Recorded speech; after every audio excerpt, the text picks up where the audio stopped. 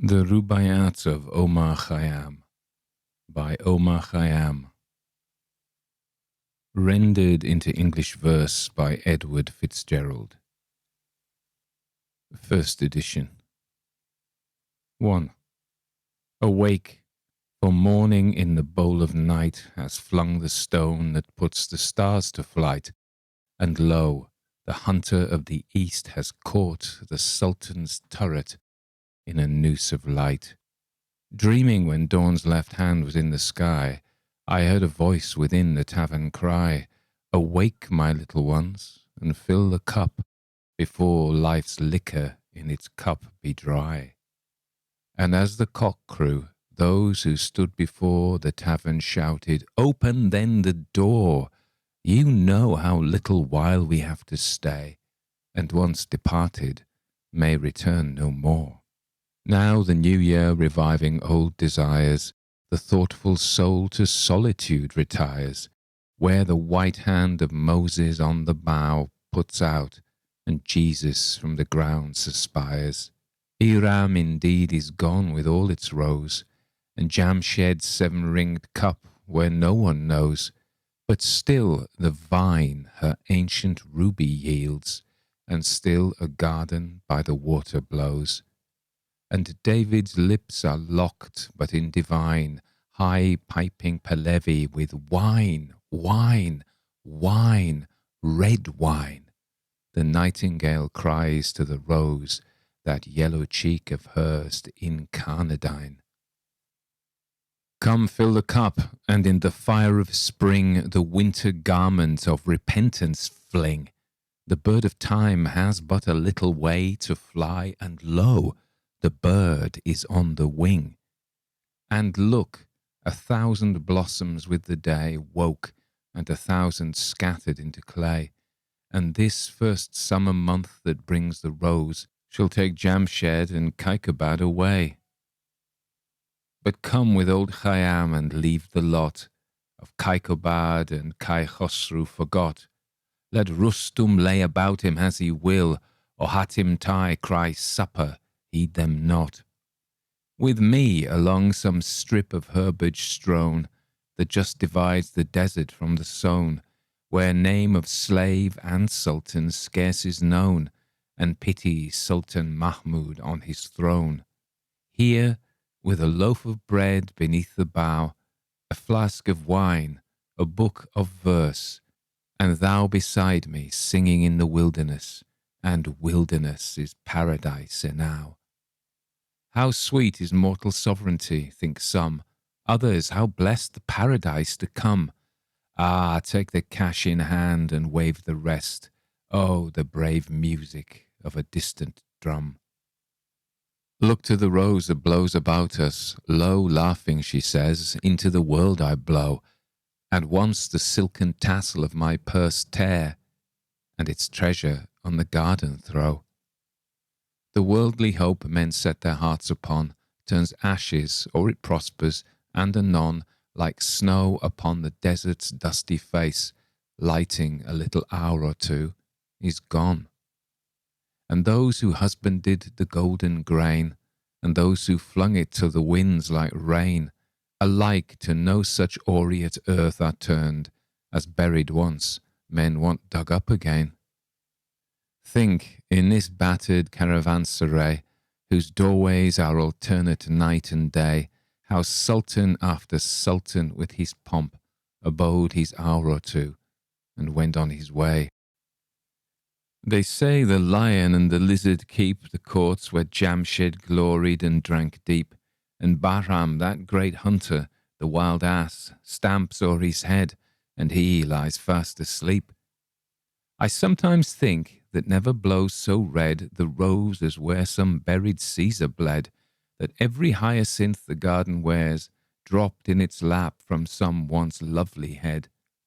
And this delightful herb whose tender green fledges the river's lip on which we lean, ah, lean upon it lightly, for who knows from what once lovely lip it springs unseen. Ah, my beloved, fill the cup that clears today of past regrets and future fears. Tomorrow, Why, tomorrow I may be myself with yesterday's 7,000 years. Lo, some we loved, the loveliest and the best, the time and fate of all their vintage pressed, have drunk their cup a round or two before, and one by one crept silently to rest. And we, that now make merry in the room they left, and summer dresses in new bloom, ourselves must we beneath the couch of earth descend, ourselves to make a couch for whom? Ah, make the most of what we may yet spend, before we too into dust descend, dust into dust, and under dust to lie, sans wine, sans song, sans singer, and sans end. Alike for those who for today prepare, and those that after a tomorrow stare. A muezzin from the tower of darkness cries, Fools, your reward is neither here nor there. Why, all the saints and sages who discussed of the two worlds so learnedly are thrust like foolish prophets forth, their words to scorn are scattered, and their mouths are stopped with dust. Oh, come with old Khayyam and leave the wise to talk. One thing is certain, that life flies. One thing is certain, and the rest is lies. The flower that once has blown forever dies. Myself when young did eagerly frequent doctor and saint, and heard great argument about it and about, but evermore came out by the same door as in I went. With them the seed of wisdom did I sow, and with my own hand laboured it to grow. And this was all the harvest that I reaped. I came like water, and like wind I go. Into this universe, and why not knowing, nor whence, like water willy-nilly flowing, and out of it, as wind along the waste, I know not whither, willy-nilly blowing.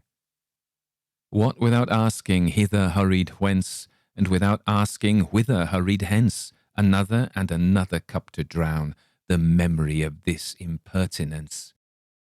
Up from earth's centre through the seventh gate I rose, and on the throne of Saturn sate, and many knots unravelled by the road, but not the knot of human death and fate. There was a door to which I found no key, there was a veil past which I could not see. Some little talk a while of me and thee there seemed, and then no more of thee and me. Then to the rolling heaven itself I cried, asking what lamp had destiny to guide her little children stumbling in the dark? And a blind understanding, heaven replied. Then to this earthen bowl did I adjourn, my lip the secret well of life to learn, and lip to lip it murmured, while you live, drink, for once dead, you shall never return. I think the vessel that with fugitive articulation answered once did live and merry make, and the cold lip I kissed, how many kisses might it take and give?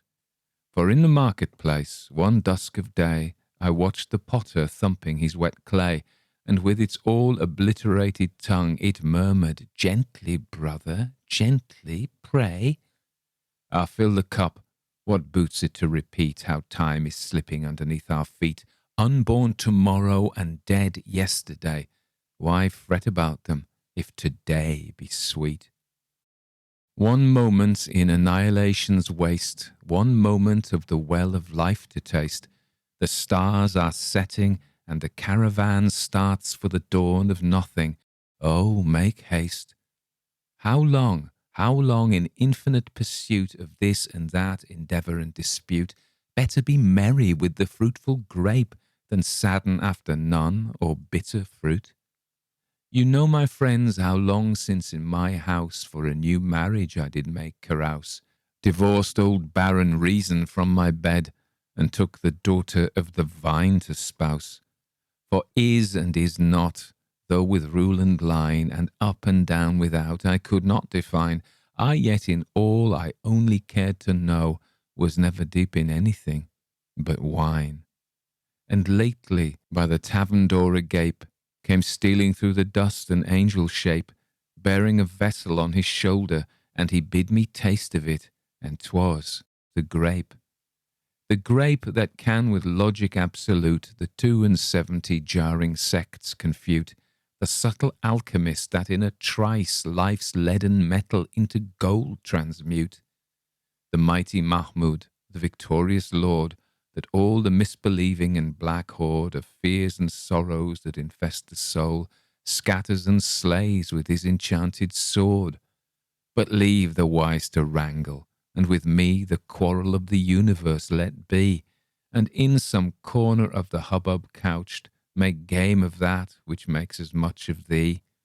For in and out, above, about, below, 'tis nothing but a magic shadow show, played in a box whose candle is the sun, round which we phantom figures come and go.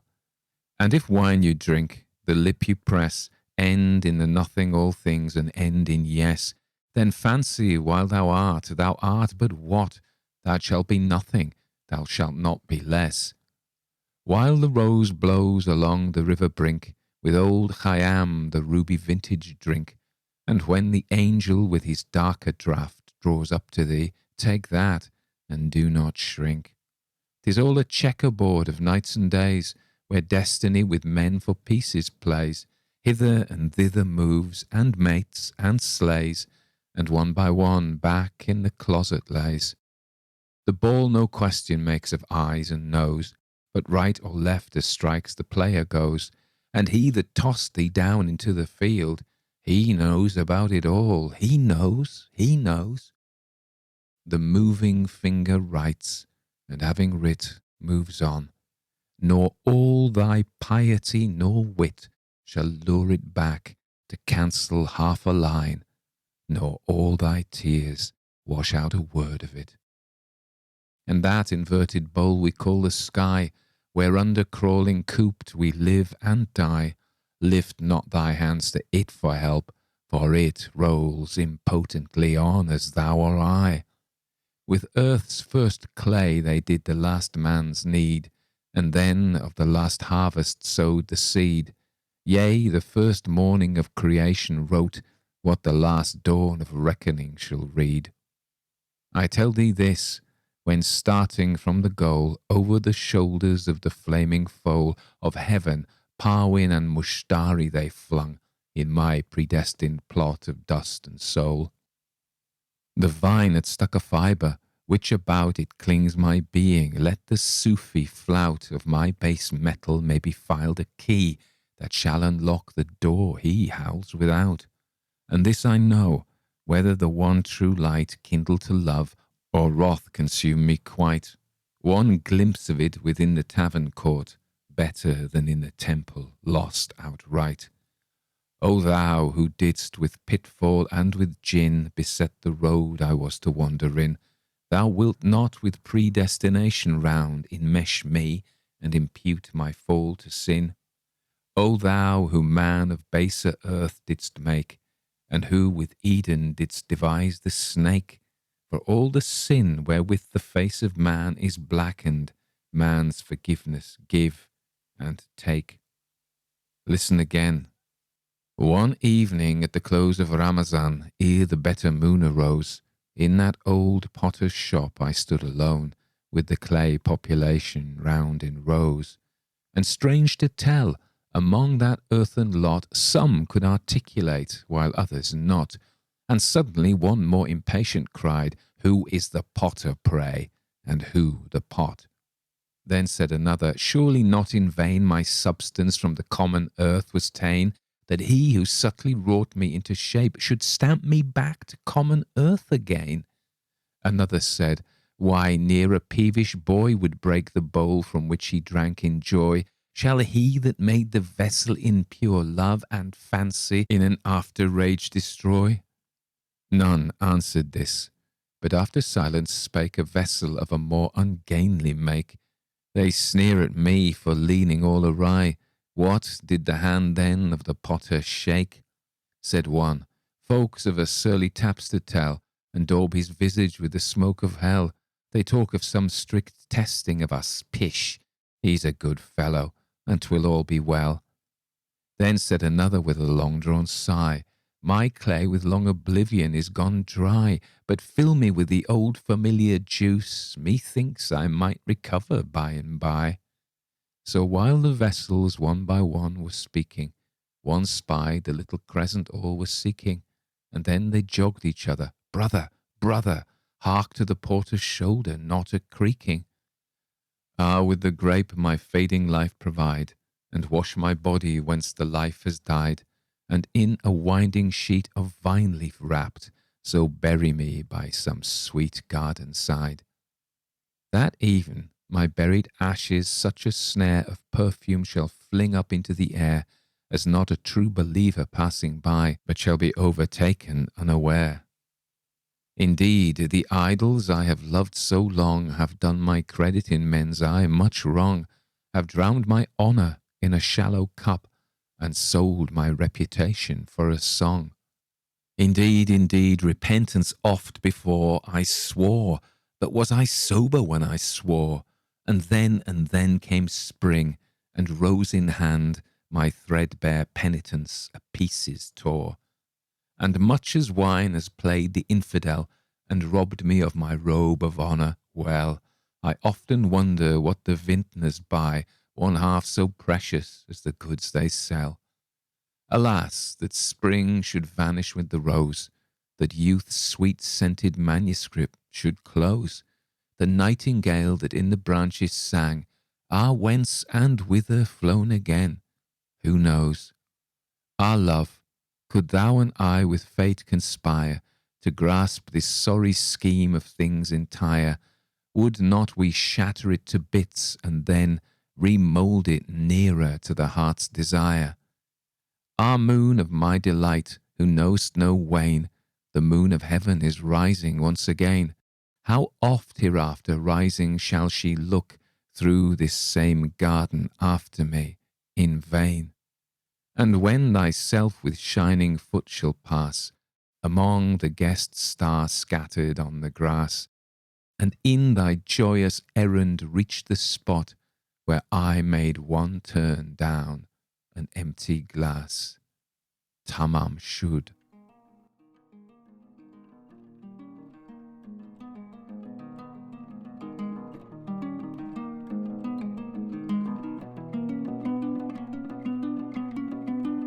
So that was the Rubaiyat of Omar Khayyam, and this is something that I didn't know I was going to do on this channel.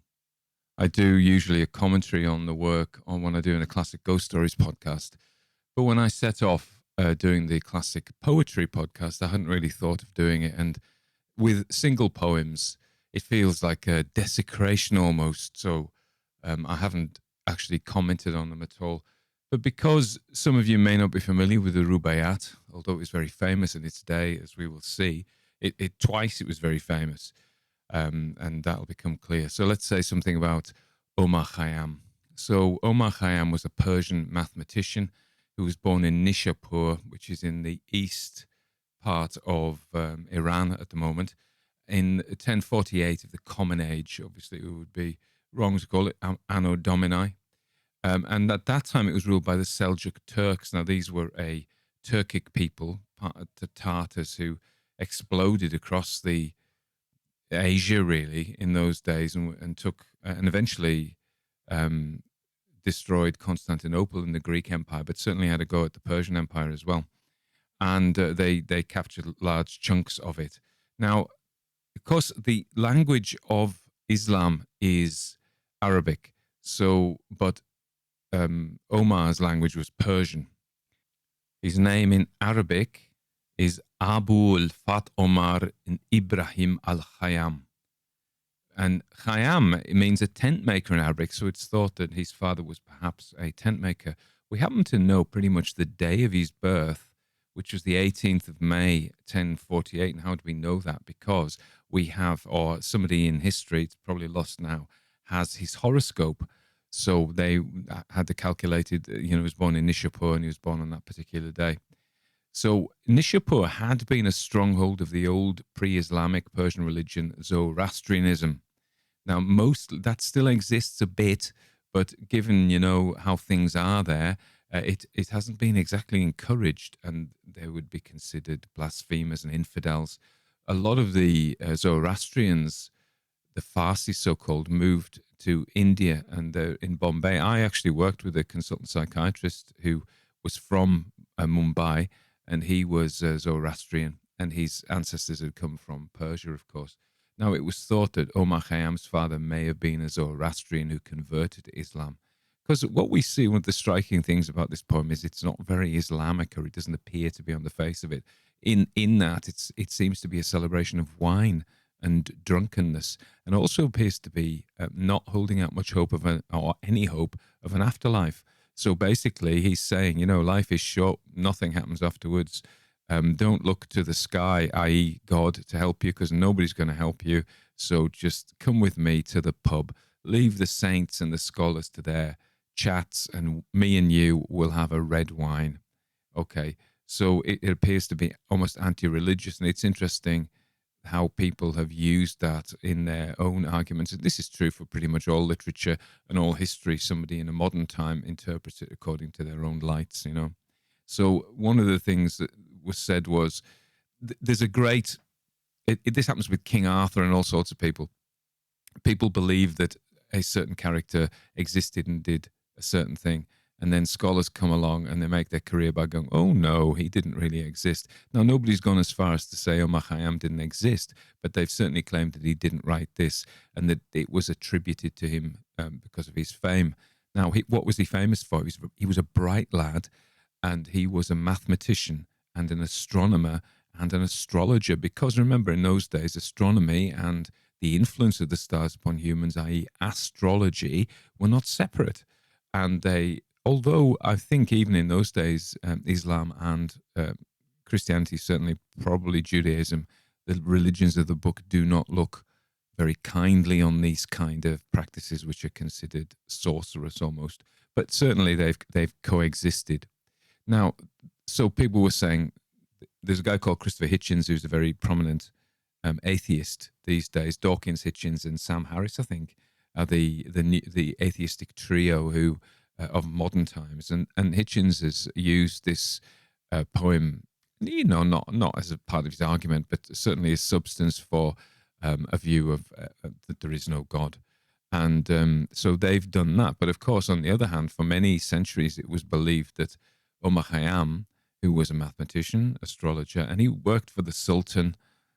He later fell out of favor and was moved after his Sultan Malik Shah was murdered by the Order of the Assassins. Sounds like something from a video game, doesn't it?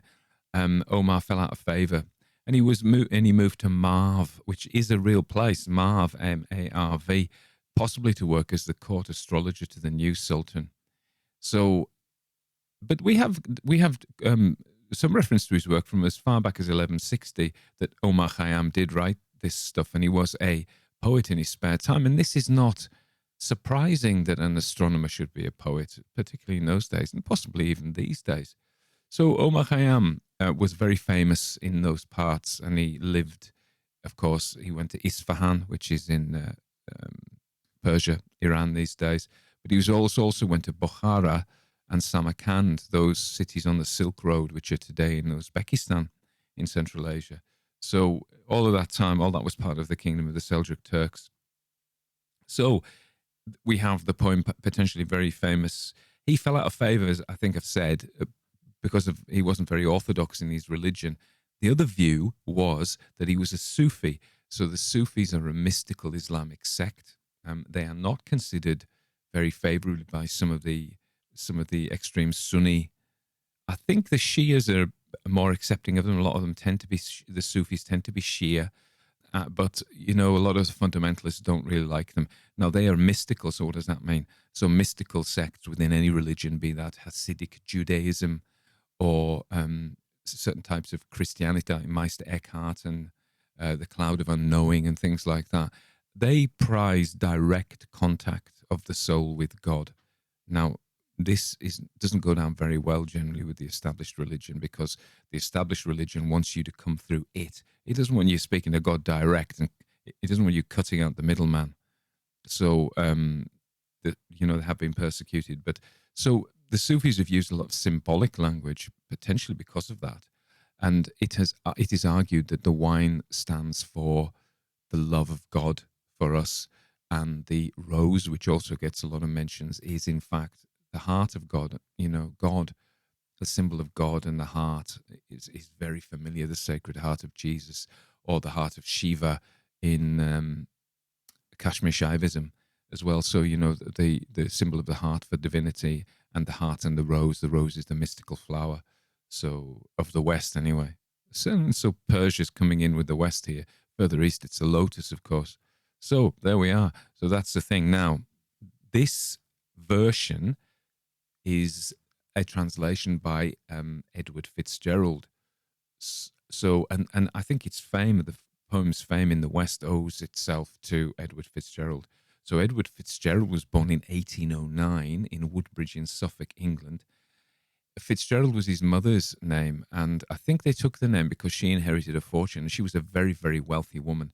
She had a fortune of about 500,000. She inherited one. Then she inherited from her father even more than that. So the family took the Fitzgerald name. His dad's name was Purcell, and they were one of the wealthiest families in England. Fitzgerald appears to be quite a nice guy. People have read his letters, not me, and said that he was funny, he was witty, he was kind, And he lived and died in East Anglia, and apparently lived a very quiet life. He was sent these translations by a friend of his, who was an Orientalist and a translator called Coulson. I can't remember, it's for Edward Coulson, I want to say. And he then put these into verse. Now, of course, by putting them into verse, they're rather free. And some people have looked at the original and said they can't even see some of the bits that he's taken it from. So I think he used a bit of license. So actually, this work is as much Fitzgerald's. He published it in 1858 in a magazine, and it wasn't very successful. But then the pre-Raphaelite Brotherhood, who those Victorian artists, liked Jane Morris, Dante Gabriele Rossetti and Burne-Jones and all these people in England who were very into the medieval past, they really took up on it, and it went to a third edition by 1861, a few years after it was published. It became so famous that by the 1880s, it was a bestseller in English-speaking world. There were Omar Khayyam clubs, and there was almost a fin de siècle, end of century cult of the Rubaiyat of Omar Khayyam. So it was massively, massively successful. And if you listen to some of the words, they've actually come into English, the sound of a distant drum and snow on the desert, and of course that thing, the moving finger writes and having moved on. So Fitzgerald improvised, but of course this was a time of people who made stuff up. A bit earlier than him. No, but in his lifetime there was the famous Scottish bard Ossian by Macpherson, who was completely made up, and obviously another Welsh stuff. So Iolo Morgannwg made the whole order of Druids up, and it was a time when they did do that. So that's probably what I want to say about the poem. I got it when I was about 17, 16. I've got a hard copy of it that my mother bought me, and for my birthday, Christmas, I do recall. And you can imagine me as a 17-year-old at school, walking around with books of poetry under my arm. I was very into poetry. Thank you very much to my English teachers, particularly Jackie Lumby, who I owe a magnificent thanks and actually an apology if she ever listens to this too. And so, yeah, the Rubaiyat of Omar Khayyam, I had it. I think I thought it was a way of attracting girls, but it didn't really work. There was one young lady who was interested in when I was in my Yeats period, but other than that, it didn't work. But it introduced me to this poem, and I still love it. And I don't think it is as famous as it used to be, and it deserves to be.